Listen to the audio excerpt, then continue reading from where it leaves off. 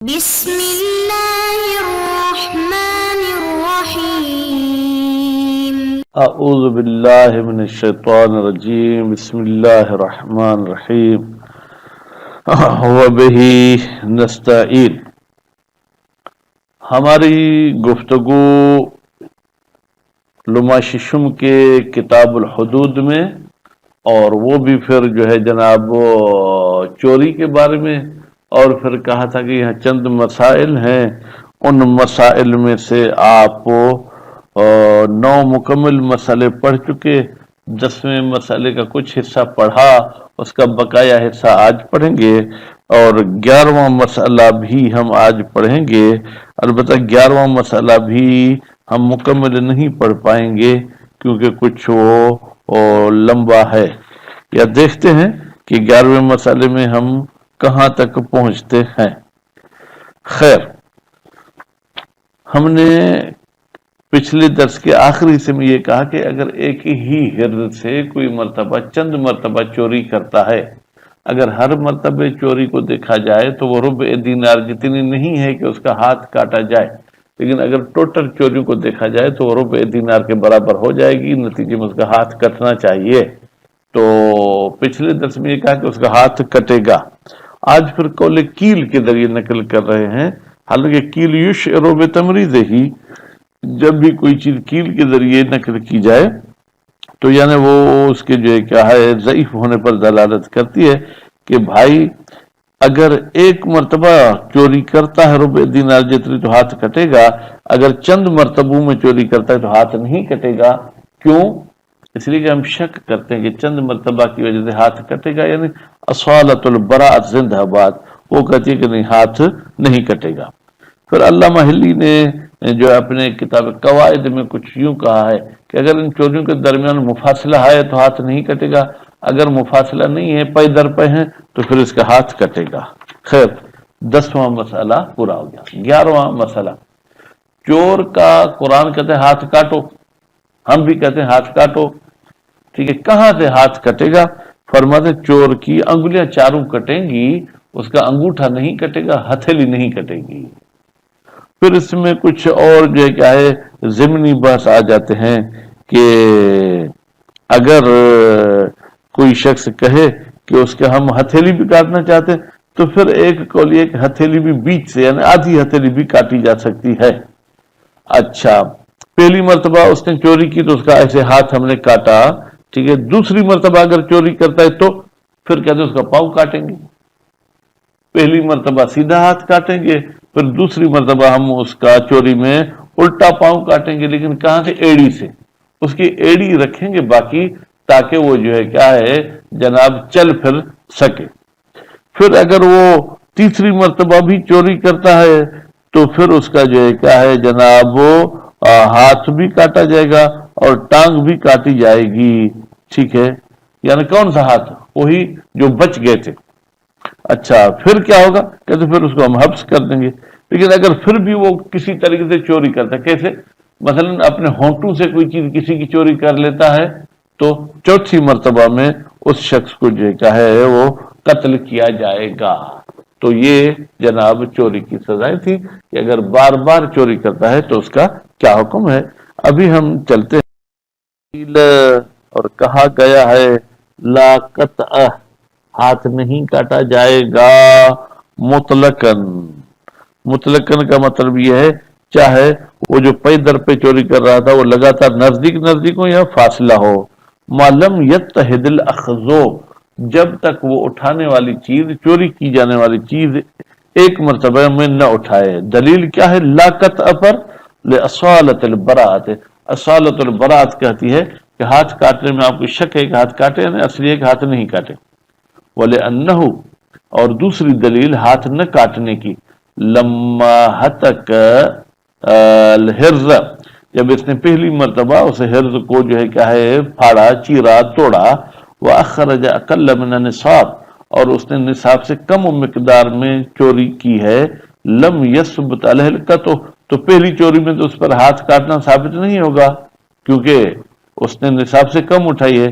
فَلَمَّا عَادَ ثَانِيًا، پھر جب وہ دوسری مرتبہ چوری کرنے جاتا ہے تو لم یخرج من حرز، تو اب تو وہ حرز نہیں رہا، تو اب چاہے 10 دینار بھی اٹھائے تو بھی ہاتھ نہیں کٹے گا، کیونکہ شرط تھی ہاتھ کاٹنے میں کہ حرز سے اٹھائے۔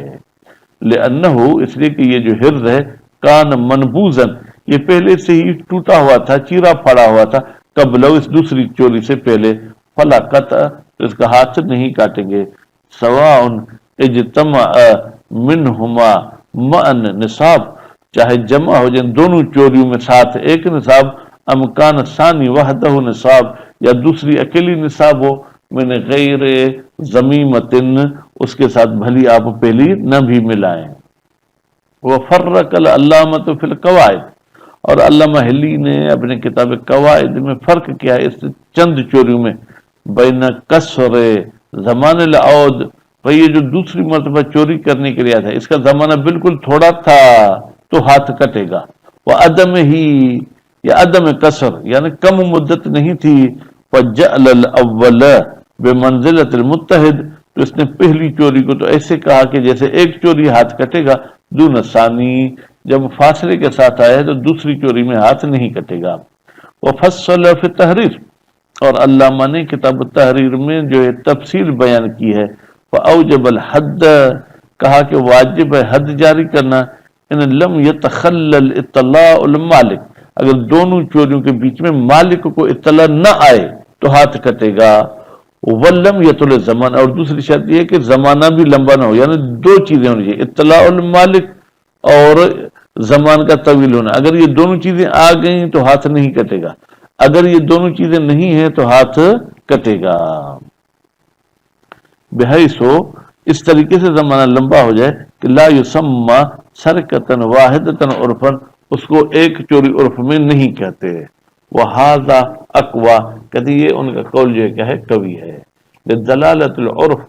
عرف دلالت کرتا ہے علی اتحاد سرقت، کہ بھئی یہ ایک ہی چوری ہے، مع فقد شرطین، جب مالک کو بھی اطلاع نہ ہو اور زمانہ بھی زیادہ نہ گزرے، وَإِن تَعَدَّدَ الْإِخْرَاجِ، اگرچہ اخراج متعدد ہی کیوں نہ ہو،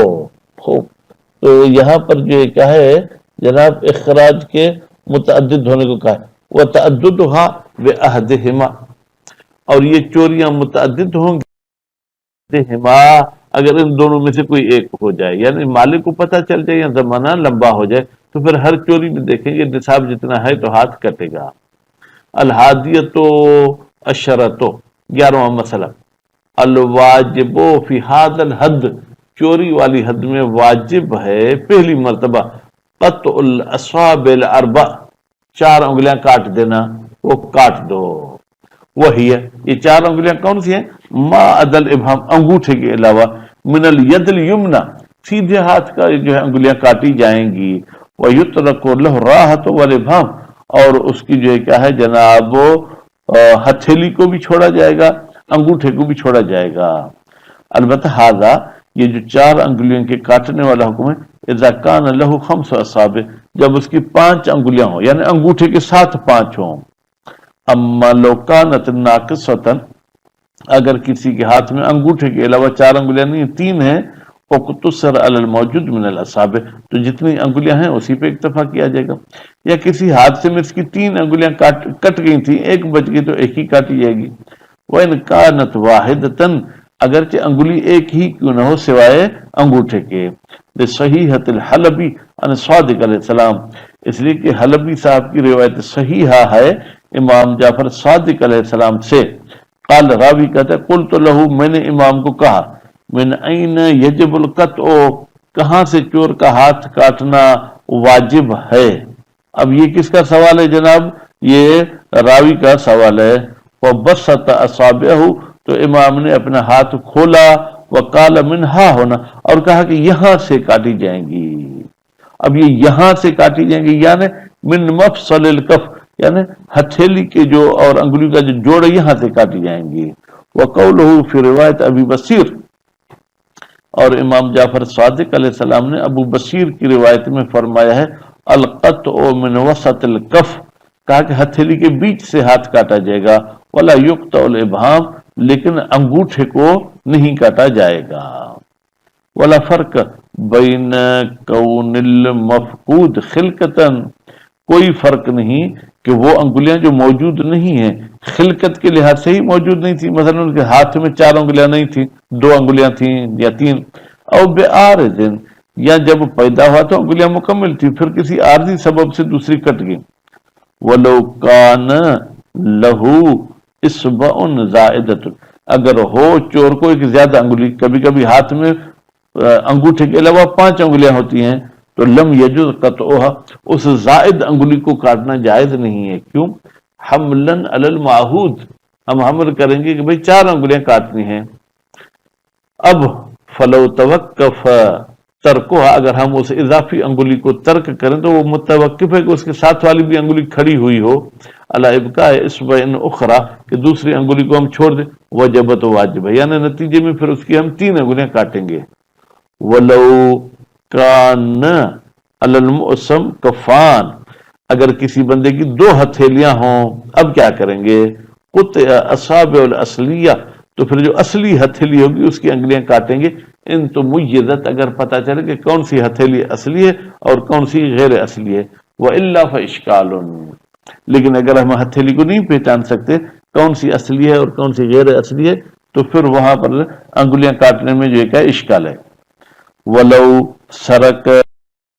اگر یہ دوسری مرتبہ بھی چوری کرتا ہے، بعد قطع یدہ، جبکہ اس کا ہاتھ بھی کاٹا گیا تھا، قطعت رجلہ الیسریٰ، تو پھر اس کا الٹا پاؤں کاٹا جائے گا، من مفصل القدم، جہاں سے قدم اور پنڈلی کا جوڑ ہے، وترک العقب، البتہ وہاں پر اس کی جو ہے ایڑی کو چھوڑا جائے گا۔ کیوں؟ یعتمد علیہ، تاکہ یہ ایڑی پر بھروسہ کرے، ٹیک لگے جب چلتا ہے، وصلاۃ، اور جب نماز پڑھتا ہے، لقول الکاظم علیہ السلام، اس لیے کہ امام موسیٰ کاظم علیہ السلام کا فرمان ہے، تقطع ید سارق، چور کا ہاتھ کاٹا جائے گا، ویترک ابہامہ، اور اس کے انگوٹھے کو، ہاتھ کے انگوٹھے کو چھوڑا جائے گا، وصدر راحتہ، اور اس کے ہتھیلی کا بھی جو سینہ ہے یعنی جو اگلا حصہ ہے جو کلائی کے ساتھ ملے اس کو چھوڑا جائے گا، وتقطع رجلہ، اور اس کا پاؤں بھی کاٹا جائے گا، وَيُتْرَكُ لَهُ عَقَبُهُ، اور اس کے لیے جو ہے کیا ہے وہ ایڑی چھوڑی جائے گی، یمشی علیہ، تاکہ اس پر چل سکے۔ وظاہر انه لا التفات الى زیادت الاصبع هنا، کہتے ظاہر ہے کہ کوئی جو ہے کیا ہے توجہ نہیں کی جائے گی اگر انگلی زیادہ ہے پیر میں تو، لأن الحکم مطلق فی القطع، لیکن حکم تو مطلق ہے کہ پیر کاٹو جوڑ سے، من غیر نظر الی الاصابع، یہاں پر انگلیوں کی بحث ہی نہیں ہے، ما احتمال، ہاں احتمال ہے کہ اضافی انگلی کے ساتھ پیر نہ کاٹیں۔ وَلَوْ كَانَ لَهُ قَدَمَانِ، اگر ہوں اس چور کے 2 پیر، علی ساکن واحد، ایک ہی پنڈلی کے ساتھ ملے ہوئے، فقل کف، تو اس میں پھر وہی ہتھیلی والا مسئلہ ہوگا،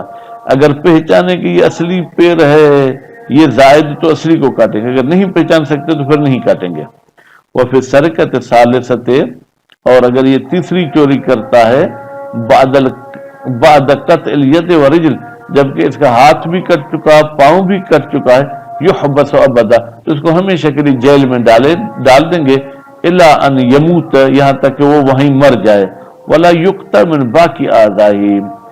اس کے جو ایک پیر اور ایک ہاتھ بچے اس کو نہیں کاٹا جائے گا۔ لیکن پھر بھی اگر جیل سے اس نے چوری کر لی، وہ فرابئتے بأن سرق من الحبس، جیل میں چوری کی ہے، او من خارج ہی، یا کسی طریقے سے جیل سے بھاگ نکلا تھا،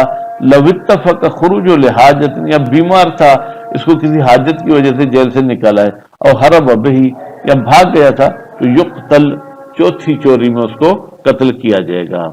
اللہ تعالی ہمارے معاشرے کو، ہمارے حکمرانوں کو چوری کرنے سے محفوظ رکھے۔ وصلی اللہ علی محمد و آل محمد۔